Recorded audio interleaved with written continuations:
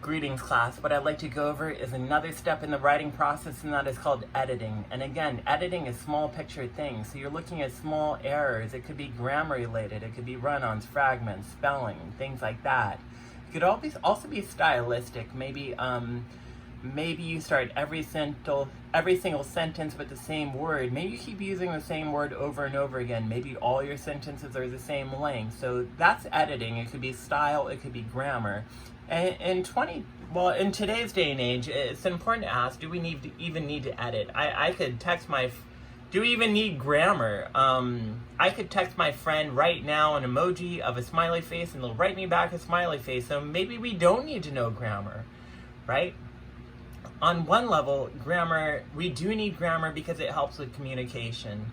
And my favorite metaphor for communication is a tennis ball. Where I have a tennis ball, I throw it to somebody. I have to communicate in a way that I give it to them, and I can't throw it super fast, I can't throw it super high. I have to throw it directly to them so they can catch it, understand it, and throw it back so that I can understand it. So again, grammar helps with communication, communicating clearly. And also, they say that 1/3 of your time in business is spent writing. So if you're not editing emails or something like that, and you have an extra comma somewhere, that might cost your company time and money. So we need grammar to communicate properly. And on another level, grammar is used to build our credibility. So it gives you credibility. So for example, let's say you just graduated from Harvard, you have a resume, and there's a bunch of typos in your resume. What does that say about you? To me, it says, how much did your parents pay for you to go to college, right? That's a joke, but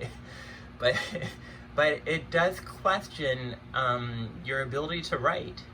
And let's be clear, there's a time and place to write properly, and there's a time and place where you can be sloppy.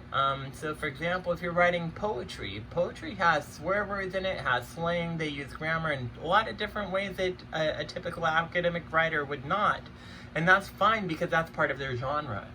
Or sometimes if you're writing a short story or a movie, imagine a Quentin Tarantino where they had gangsters and they weren't using swearing, and they weren't swearing and using slang. It would make their character seem unrealistic. So there's that too. And there's a time and place to sound formal. I would imagine most of you would not talk to your boss the same way you would your best friend. You probably wouldn't walk up to your boss and say, hey bro, how you doing today?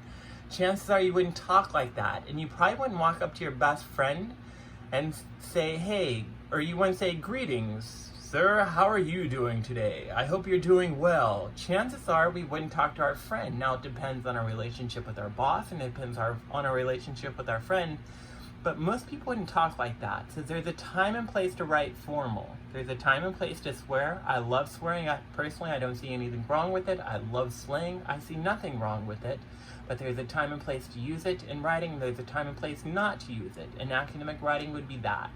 And coming back to my point about grammar can alleviate confusion and help communicate, I have a sentence. It says, a panda eats, shoots, and leaves. Now it has two commas. A panda eats, comma, shoots, comma, and leaves.